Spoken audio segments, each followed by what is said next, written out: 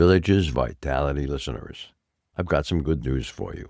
If you're listening via our Buzzsprout feed, you should see a fan mail button. You can ask questions or leave me comments as a text, or in our new feature, you can send it as a voicemail. If you'd like a response, make sure you leave your name, email address, and cell phone number.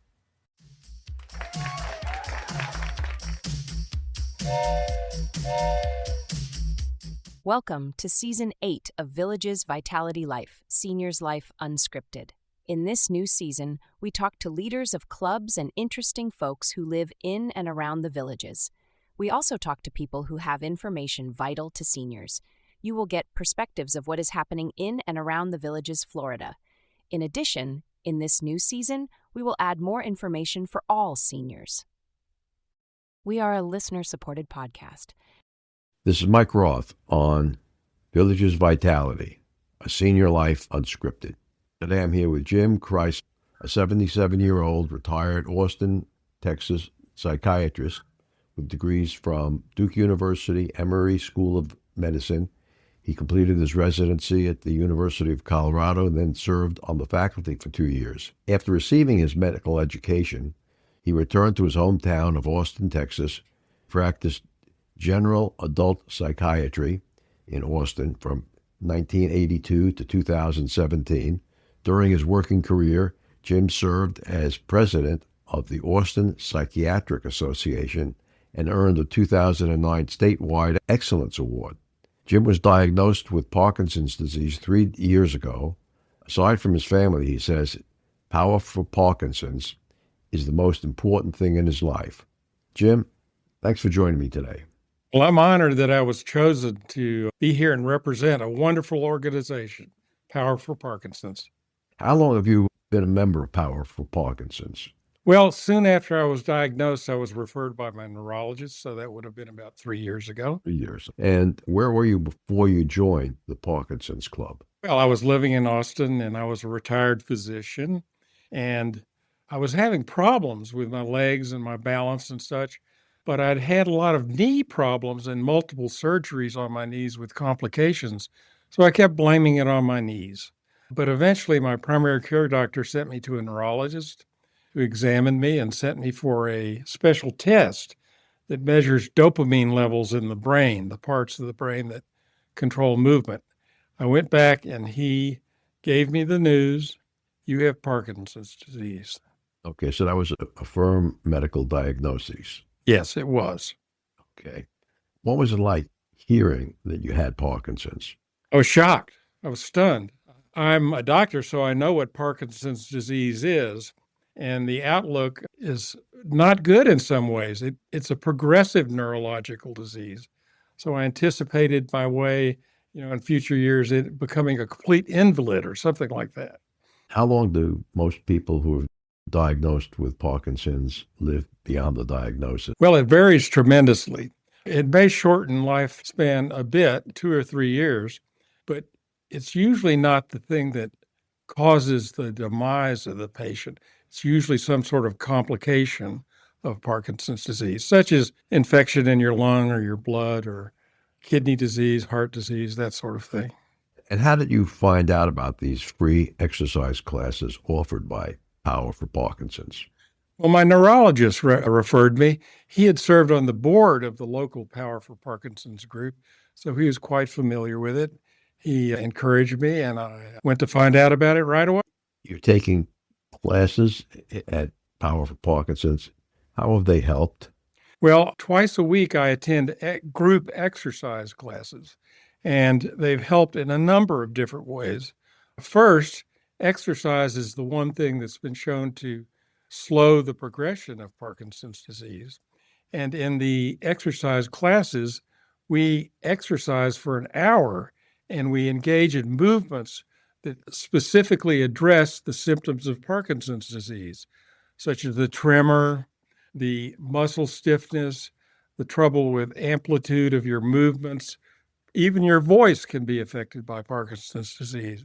So all of these things are used during that session to address the symptoms of the illness. It's also been tremendously helpful for me emotionally because of the support I received there. The organization is headed by a wonderful woman, Nina Moser, and her caring, supportive, and intelligent leadership filters down through the organization, down through the staff, down through these wonderful volunteers that are present during the groups. And they all really care about us, want to get to know us, and support us. How has it helped your mental state? People with Parkinson's disease frequently have problems with depression, anxiety, apathy, and that sort of thing. And I certainly was experiencing some of those symptoms, and I have continued from time to time. But going to the groups always makes me feel better. It has an uplifting emotional effect upon me. And I leave there more hopeful and optimistic. Do they use music in these classes that you attend? Yes. And it's been shown scientifically that music facilitates movement in Parkinson's disease. It makes it more fluid. There's a rhythm that kind of you sink into, and it helps you move in a regular pattern in a smoother way. And it's enjoyable. It makes the whole thing pleasurable, yeah. What advice would you give to someone with Parkinson's disease? Well, unfortunately, many people, when they're diagnosed, they are afraid, they're ashamed, they're worried that others will think less of them because they have the disease. So they may go a year or two keeping it a secret. And in that way, they cut themselves off from understanding and support from other people. So I would advise them, look, this disease is not your fault. You didn't do anything to cause it, so you need not be ashamed. And reach out to others and share with them your experience so that they can understand, empathize, and be supportive. Do you find that exercises allows you to muster more energy, Jim? More energy, and also it reduces those symptoms that I was referring to, they call bradykinesia, slowing of movements, trouble starting movements, tension, and even spasms, especially in my legs, problems with balance. That has been a particular problem for me. And so we do exercises that improve our balance. Jim, I want to thank you for being part of Vitality. Okay, before we hang up, and I ask you to hit the leave button, I did want to tell you, because you're in the medical community, about a show that I'm going to record in about a week with a drug development firm in Boston. Got a new drug that's supposed to help with Parkinson's and Alzheimer's disease by changing the way the brain processes waste products. The guy's name is Dr. Messling, Messling. Have you heard of him? I may have read some of his stuff. I'm not familiar with the name. I'm sorry. Yeah, that show will be coming out a week or two after this show. But where is he located again?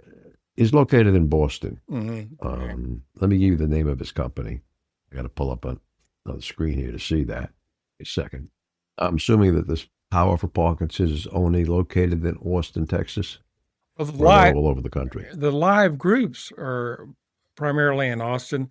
However, YouTube videos that patients can follow online, exercise videos, informational videos, cover the world now. You can be anywhere in the world. If you have access to the internet, you can participate. Okay, I think I'm going to cut that last sentence back in. Now, the name of his company is Anavex, Anavex, Life Science. Life Sciences, okay. Yeah, and the website, probably Anavex Corp, Anavex, corp.com. Okay, I'll look forward to that. And I know they were going to be doing stage 2 and stage 3 trials on their new med. Naturally, he's very positive about it, but qualified. I hope you're. I wish you all the. Yeah. Hope so.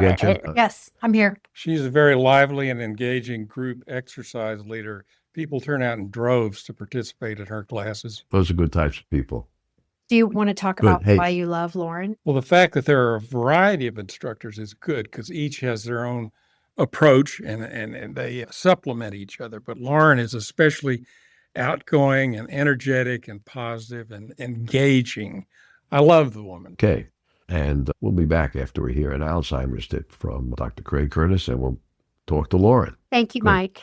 Thanks a lot, Jim. We now know that Alzheimer's disease starts about 20 years before the symptoms, with the buildup of a toxic protein called amyloid. And so scientists have been on a quest to remove amyloid to see how it affects the disease. The medicine that was recently FDA approved to slow down symptoms in people with Alzheimer's disease memory problems works by removing this substance called amyloid out of the brain. And now we're attempting to use those medicines to actually remove amyloid before someone develops symptoms of Alzheimer's disease, such as memory loss and forgetfulness. So that's in that 20-year period before the disease is obvious? That's right. Scientists now call it Alzheimer's pathologic change versus Alzheimer's disease. And we're saving the term Alzheimer's disease for when someone is actually experiencing symptoms due to Alzheimer's disease.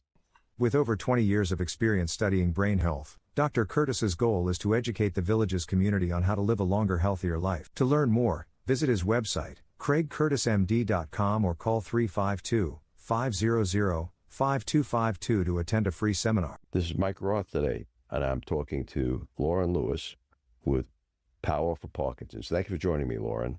Let me tell our listeners a little bit about you. Lauren is a lead fitness instructor at Power for Parkinsons, and she's worked in the fitness industry since 1986. Lauren loves finding ways to make boring, tedious, difficult, painful exercises even enjoyable. That's an important quality.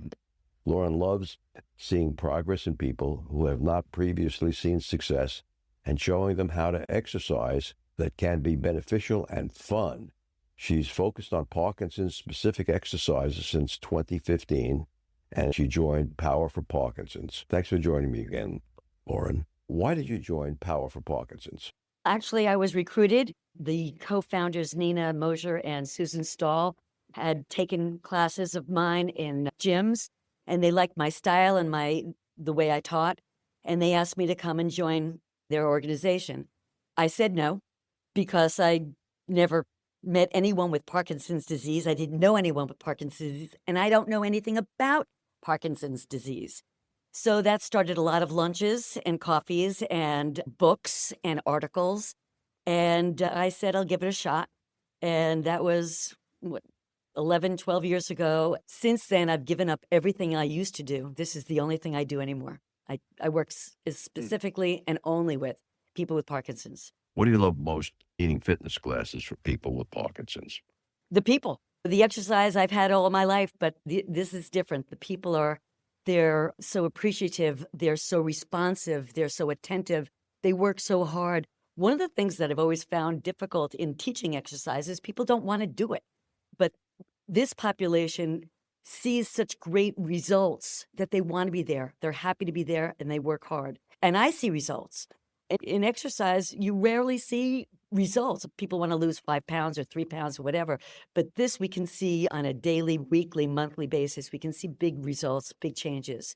And it's gratifying and worthwhile for both sides. It's a win-win. How do you translate your exercise that you do in person to be beneficial for people who are working online? I start by teaching the class that I intend to do video in my local classes. So I get a feel for how people respond to it, what's hardest, what's best, how I can cue better, which exercises need more explanation. And then I just take it from there, and I find that it's unscripted, so I just teach it as if I was teaching a class. And I usually put one of the participants in my mind's eye, and I teach to that person.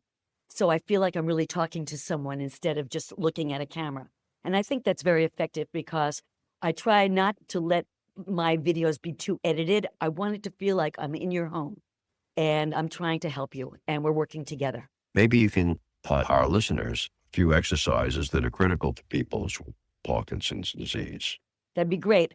We use props in our exercises, like balls or drumsticks, but we don't use them for the purpose that they're made for. We don't bounce the ball. We don't catch the ball. The ball is used for seeing where you are in space. When you're holding a ball, you can see if your arms are fully extended. You can see which direction. You can see, are you really fully using your body as big as you can? And with Parkinson's disease, one of the symptoms is a loss of range of motion or loss of feel of range of motion. So this feels like this. So we want to make sure that you're fully extended and every movement is intentional. So the ball or the drumsticks help you see where you are. So there's 7 or 8 common symptoms that affect people with Parkinson's. All of our exercises address one of those symptoms. Range of motion, as I just said, would be one. Crossing the midline is a major symptom. That's when, you don't feel like you're crossing that invisible line. And when you do, you're using both sides of your brain more efficiently, more functionally. Not only crossing the midline, but using both sides of your body, your right hand and your left leg together and vice versa, because gait, using that contralateral motion, can be very diminished in people with Parkinson's. So I try to find exercises that will address all of those. One exercise specifically that I would do would be like a seated cross crunch, where your right elbow lifts to your left knee, and then vice versa, where you're doing a crunch in your chair. Usually that's done for core, but for our benefit, for Parkinson's, it actually is addressing core for better balance. It's addressing crossing the midline, and it's addressing that contralateral. In addition, by lifting your knee, you're working on gait, lifting that knee nice and high, avoiding shuffling. So a seated crunch is a perfect exercise. Another exercise would be like seated jacks, where you're lifting your arms nice and high, you're swinging them, working on mobility, using and lifting your legs out and in, again, forcing your legs to lift, avoiding shuffling. But here also, when you lift both legs at the same time, your core is very engaged. So we use all these different exercises that you know of, jacks, seated knee lifts, crunches, but specifically to address different symptoms. So these are all seated exercises? Thank you for asking that, because yes, many of them are seated, but they can be done standing. And then we have videos, and we have some classes and videos that are only for people that are standing, or that can be done either seated or standing, to include as many people with Parkinson's as we can. But we do have videos that are just specifically for people maybe young onset or that have better mobility, that people can do standing. And what makes these exercises more beneficial to people with the specific symptoms of Parkinson's? We know that repetition is how you learn. So by specifically repeating these large intentional motions, we know that the neural pathways that have been erased, I'm getting a little sciencey here, but the neural pathways that are erased because of the disease, we're building new neural pathways. The big buzzword in Parkinson's right now is neuroplasticity, and that's the brain's ability to learn new things. So if your brain has deleted a mobility, we work on retraining, relearning that mobility. And if your brain has not deleted it, or maybe that symptom is not one that you're affected by, just reassuring, reminding the brain to use your brain that way, crossing the midline, using contralateral motions. A better posture is a huge symptom of Parkinson's, reminding you to sit nice and tall, just keeping your body erect so that you're not losing your balance by leaning too far forward. All those things, through repetition, will establish new neural pathways. And there's also been years of science.